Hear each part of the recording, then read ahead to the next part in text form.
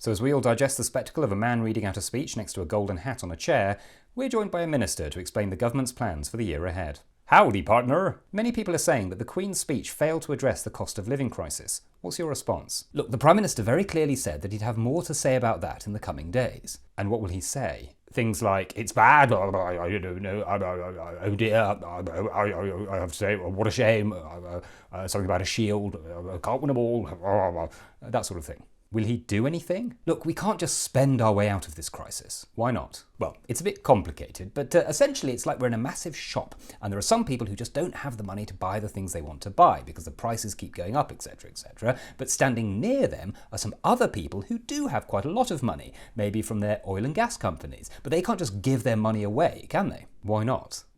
Economics? Is it true that the Prime Minister wanted to do more but the Chancellor disagreed? Look, I've heard some people talk about this so-called emergency budget, and commentators are trying to turn it into a capital letters big story, even though the Chancellor's there going, calm down, we can't do that, even though there are people over there who've got loads of money. Are you all right? The most important thing is that we grow our economy, making use of our new Brexit freedoms, and work to level up places like North and Birmingham and the Midlands. How will you actually grow the economy? We'll immediately start a trade war with Europe in order to pander to a party who've just lost the elections in Northern Ireland. Anything else? Yes, we're banning no platforming and noisy protests, so anyone can say what they like as long as they whisper. Right?